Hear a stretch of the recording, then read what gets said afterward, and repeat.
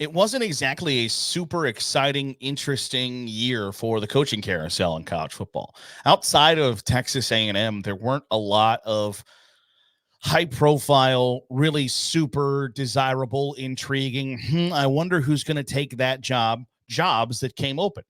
Now, there are some interesting hires. There were some interesting names picked up. There were some moves that were unexpected. But for the most part, it wasn't the overwhelming Power Five blue blood programs looking for a new guy cycle that has somewhat become the norm, because if you can't see success in the first, 3 years at a Power Five program, the questions start to be asked of whether or not you're the right guy for the job. And yet in 2023, there just weren't that many jobs that came open that made people go, wow, I wonder who's going to take that job. That's going to shift the landscape of college football.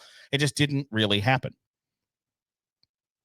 And whether that's a good thing or not can be discussed. I think it is, because I think there are some guys and some programs that deserve a little bit more time to get things going. For instance, I didn't think that Billy Napier was going, at certain points throughout the season in Florida, was going to get through the season, let alone get to the 2024 season as still their head coach, because that's a fan base that has not been shy about turning on guys pretty quickly.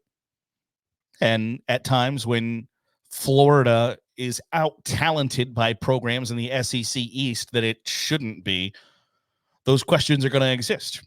And I think that's natural, but at the same time, you have to allow that to sort of go through its course and let Billy Napier to get a full recruiting cycle in. Let him get in the transfer portal. Let him get in junior college. I think there are some benefits to letting some guys work some things out. For instance, West Virginia and Neil Brown. I think West Virginia wanted every reason to hire Neil Brown and keep Neil Brown going forward, but they needed to have a pretty good year this year. They went 8-4. He keeps his job. I think everybody's probably better for it. That's a nice job. It's a nice coaching job that Neil Brown did. Your patience is rewarded. I think that's a good thing for everybody involved. But when you look at the hires that were made, I think there are 5 really, really, really good hires that, and obviously we'll come back and look at this down the line at some point and be like, man, I can't believe you thought that was a really good hire. But we're going 5 through 1. These are my 5, I think, top coaching hires of the college football coaching carousel. At number 5, I put Houston. Willie Fritz comes from Tulane to Houston. Willie Fritz has won everywhere he's been. And one of the things that stinks about being a Power 5 athletic director and being a Power 5 football program is most programs, administrations are afraid to make an unconventional hire or go out on a limb. And somebody should have went out on a limb for Willie Fritz a long time ago, but didn't. Tulane was the one that did. He rewarded them with a couple of 10-win seasons. Spot in a New Year's Six bowl game last year, was really close to that same thing this year. And if it doesn't break 10 minutes before his conference championship game that he's leaving, maybe things are different in 2023 and they're back in the Fiesta Bowl.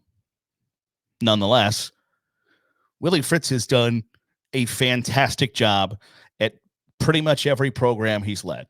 If you can win at a lot of different places, conventional wisdom says you're going to win wherever you go.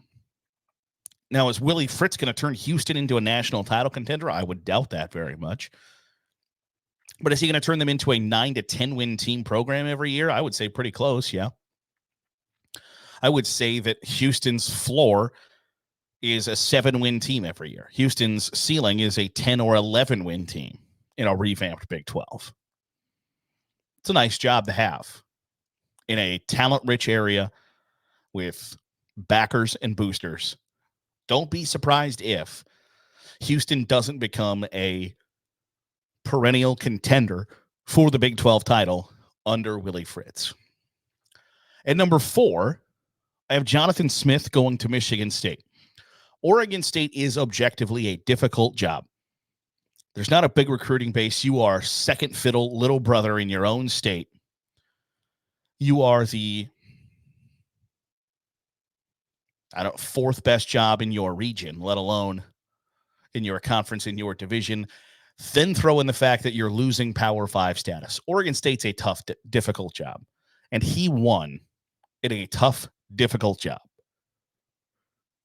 The one question I have is Jonathan Smith is an Oregon State alum, is a native of that area.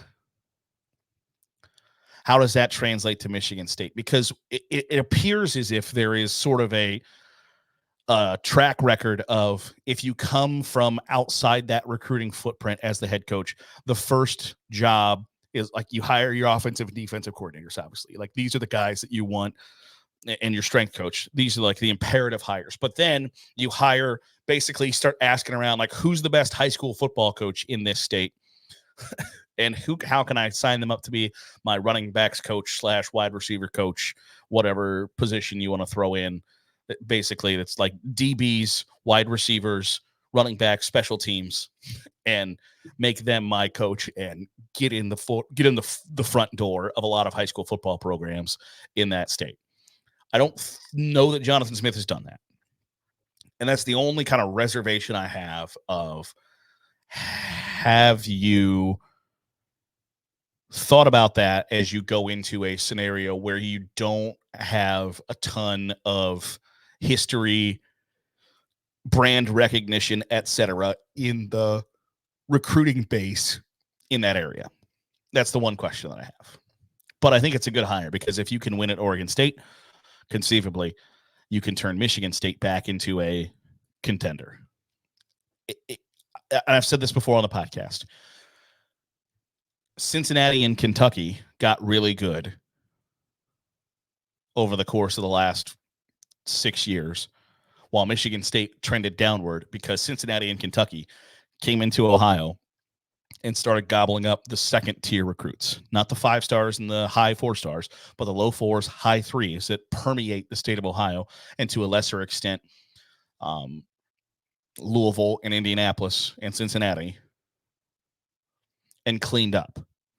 If Michigan State can go back to that, they can get those 3 stars and develop them into really good players, and the 4 stars into really good players from the state of Ohio, from Indianapolis. Things will get back on track at Michigan State, but that's easier said than done. My number 3 is Sean Lewis, who got hired at San Diego State. Sean Lewis was the head coach at Kent State, left to become the offensive coordinator at Colorado, and is now leaving the offensive coordinator job at Colorado to be the head coach at San Diego State. Much like Oregon State, Kent State might be the most difficult might be the most difficult FBS job in America. There are no resources. The facilities are bad. You are in a not great area. The recruiting base is pretty good, but the recruiting budget stinks. The academics of the school are not great. And you're right down the road from another job that's really difficult in Akron, in a rivalry that doesn't move the needle in the area in which you live, work, play, and coach. There's a lot of apathy. There's a lot of who gives a damn. There's a lot of, should we even have a football program? Should we be FBS? Should we be Division I? And there's push from some folks inside the State House to combine Kent State and Akron into one university. So that's a difficult job. That is a difficult spot to be in. And Sean Lewis did a really nice job at Kent State, turned them into a winner. And he went to Colorado to be Deion Sanders' offensive coordinator. And when he was the one calling the plays, things were going really well for them. They scored a lot of points. And then for some reason, Deion Sanders said, I don't want this guy calling my plays anymore. And then they sucked the rest of the season. And San Diego State is, I hate the phrase sleeping giant, because sleeping giant, like, there's a reason that every giant that is referred to as a sleeping giant has been sleeping. But San Diego State is a better job than people think it is. There's a nice recruiting base.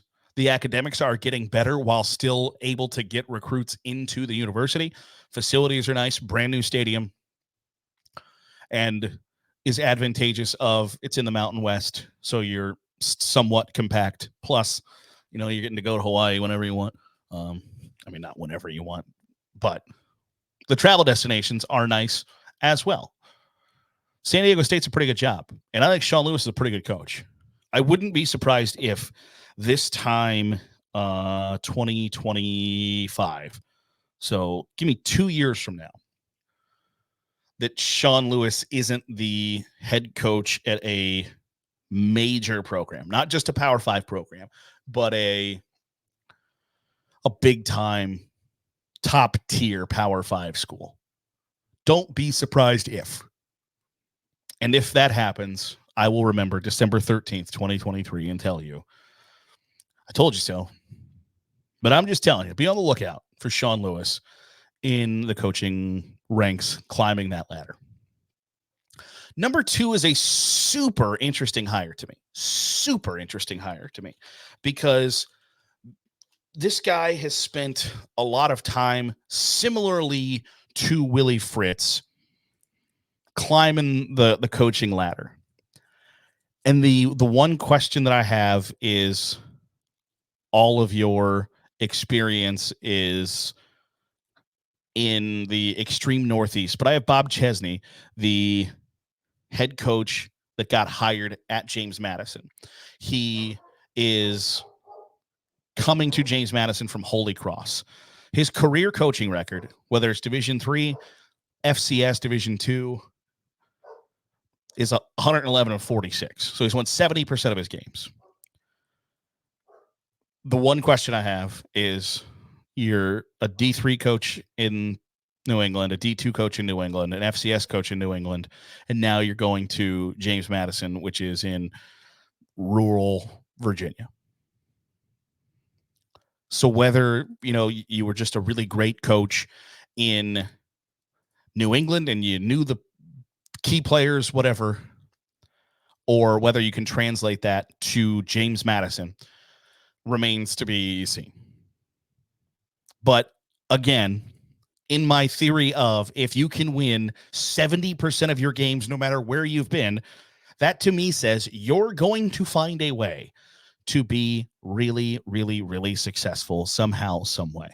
You're going to do that. You are going to be successful. And whether that's just super simplifying it or not, I don't know. I imagine that there's probably part of that like you are completely oversimplifying the idea that winning is easy. And I don't think that winning is easy. I think that there are just guys who are naturally inclined to say, I am going to find a way to win. And when you've done it 70% of the times, he's an experienced head coach, been a head coach since 2010. So he's 46 years old. So he's got some gusto behind him. There are some acumen there that, like, this guy is going to be a good head coach. And I find him to be a really intriguing guy. So I think Bob Chesney is number 2 on the list. And number 1, to me, the best hire that was made this year, I don't even think is close. Because this job sucks. It's terrible. It's bad. And for this school to pull out that name was impressive. And it's New Mexico. New Mexico hiring Bronco Mendenhall. Bronco Mendenhall is impressive. Bronco Mendenhall has 16 years of head coaching experience. He's 135 and 81. And he stepped away from Virginia for a couple of years after just basically saying, like, hey, I'm burnt out. I'm not enjoying this anymore. I don't like it. So I'm leaving. But Bronco Mendenhall had a losing record at his first 2 years at Virginia. Once they were 2-10, and then he went 6-7, 8-5, 9-5, 5-5 in 2020, 6-6 in 2021, and said, you know what, I'm out of here. But Bronco Mendenhall won 10 or more games 5 times at BYU. He won 9 games or more 6 times. Bronco Mendenhall in his career has 2 losing seasons as a head coach. And he had been a assistant coach at New Mexico. When he left New Mexico, he went to BYU to be the defensive coordinator before he became the head coach. And Bronco Mendenhall is still he's not a young guy by any stretch of the imagination, but he is a younger guy. He's 57 years old. So if Bronco Mendenhall still has 10 years of coaching in front of him as a head coach, if he wants, and whether or not that it happens at New Mexico or not, I don't know. Whether this is hey, I'm ready to start the climb back up the college football coaching ladder or not, I don't know. But I know that the guy can coach. I know that he's won 2 conference championships and played in another conference championship game as a head coach at one school that BYU is still a pretty good power. Virginia is not, and I don't think will be a college football power for a while. And he won there. So I put a lot of stock in that you've won a lot of games as a head coach at 2 completely different programs. And New Mexico's job stinks. There is no recruiting base. You have to recruit Texas and California, neither one of which are all that close to Albuquerque. The commitment from the university is not really there. The fan base is, I'm not going to say it's non-existent because that's not fair to New Mexico fans, but it's not nearly the size of BYU or Virginia or darn near anywhere else he has been and coached at. So the challenge is there, and maybe that's what entices Bronco Mendenhall to get back at the game, is like, this is a challenge, and we need you. And some folks just need to be needed. My wife is one of them. Luckily, I'm married to a woman who needs me to be worthless because she needs to be needed. And Bronco Mendenhall needs to be needed, I imagine, and it works and helps that a school like New Mexico is like, hey, we need you. Please come out of retirement for us. And he went, all right, yeah, that's fine. Cool. Sounds good. That's a big time hire for New Mexico. The Mountain West is one of those fun conferences where it's not like in the SEC, that Alabama, Georgia, LSU, and a lot of years Florida are going to be really good top tier programs. In the Big Ten, that Ohio State, Penn State, Michigan, Wisconsin are going to be formidable opponents and likely champions. The likely champion of the conference comes from that group. In the ACC, Clemson, Florida State, you can go on. The Mountain West doesn't necessarily have that. Like, you expect Boise State to be good every year, and that obviously doesn't always pan out. That's why they hired a new coach this year. But the Mountain West sometimes is up for grabs. It's a super cyclical league. Now, I'm not saying that New Mexico is going to become a dominant player in that league, but Bronco Mendenhall can take them from being the laughingstock of the league, being of the league, to formidable and interesting and deserving of respect. And I think that's probably a pretty good spot to be in for New Mexico. Again, whether Bronco Mendenhall stays at New Mexico for the next 10 years or whether he stays there for 3 years and some Power 5 school goes like, you see what Bronco Mendenhall's doing at New Mexico? Remains to be seen. But for New Mexico to pull Bronco Mendenhall out of retirement is an impressive pull for them. They should be super excited. It should go a long way in raising money, raising NIL, getting people excited about that program.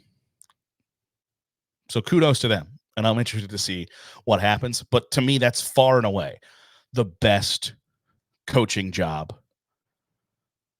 the best coaching hire made during this 2023 cycle. That'll do it for today's episode of the Daily Huddle. Tomorrow, we're going to chat about bowl destinations. Like, where would you want to go and where wouldn't you want to go? Because there are some good ones. There are some really good bowl games, some really good bowl destinations that players are like, hell yeah. And then there are some bowl destinations like, I couldn't find that place on a map. And I don't know that it sounds like I want to be there. And we'll chat about them. And I've got I got an interesting take on this, I think. I'll let you decide tomorrow here on the Daily Huddle. If you're watching on YouTube, hit the subscribe button. Make sure you're getting all the great college football content we're pumping out here at Saturday Glory. If you are listening on the podcast, drop a 5-star review. It goes a long way in helping out the channel. We'll see you tomorrow right here on the Daily Huddle with Saturday Glory.